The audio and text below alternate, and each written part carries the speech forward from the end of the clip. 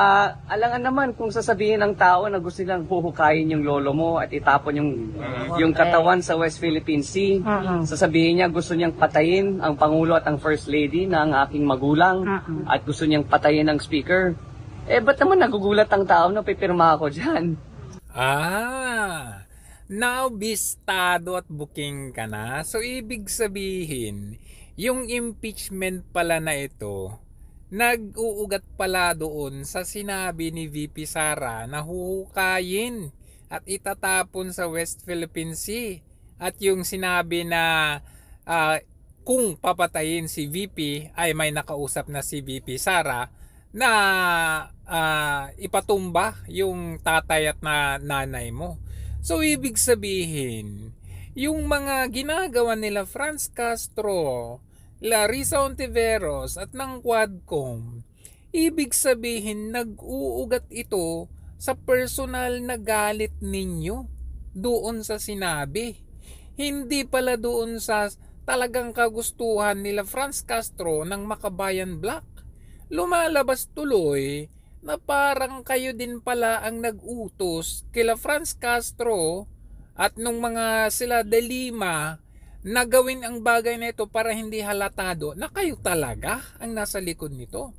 Kasi the mere fact na ikaw ang unang pumirma ay hindi totoong sila Franz Castro ang nasa likod nito. Kayo talaga, may plano pala kayo talaga noong una pa. Dahil sa galit ninyo doon sa sinabi ni VP, I guess hindi lang dito nag-umpisa Noong sinabi pa ni nanay mo na bad shot na si VP sa kanya, doon na talaga naghahanap na kayo. And I'm very sure na ito po ay hindi lang isolated na reason. Ito po talaga ay usaping Amerika. Alam na namin Kasi hindi pwede sa Amerika, ayaw nila, lalo na itong si Biden. Nasampulan kasi nung panahon ni PRRD. So ayaw na nila na makabalik pa ang isang Duterte ulit. Dahil taliwas dun sa sinabi ng tatay mo na nag-usap kayo pero hindi daw niya alam na ikaw daw ang unang pumirma. Hindi ba't ito yung sinabi mo noon? The president is my father. I support him in whatever he says and whatever he hopes to achieve. Magaling kang Sandro Marcos ka. Baka gusto mong balikan natin ang history. Nung panahon ni Cory, panahon ni Ramos, hindi sumang-ayon yung mga yan doon sa pagtangkar sa kagustuhan ng pamilya ninyo na ilibing ang lolo mo sa libingan ng mga bayani. Kanya-kanyang termino yan At nung pagdating ni former President Joseph Estrada ay nagtangka naman siya na sige, pwede natin ilibing yan. Pero later on, natakot din at kinancel. Kumbaga naduwag.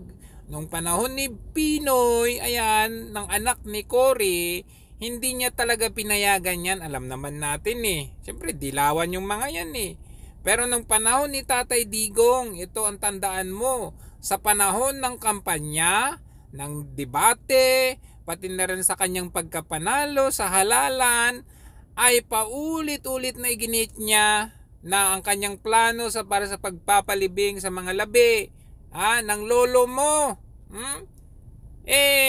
Hindi siya nag-fail na tuparin ang kanyang pangako. Dumaan pa ito sa katakot-takot na protesta. In fact, idinaan pa ito sa Korte Suprema. Sa hulit-huli, nanaig pa rin ang pagpapalibing ng lolo mo sa libingan ng mga bayani.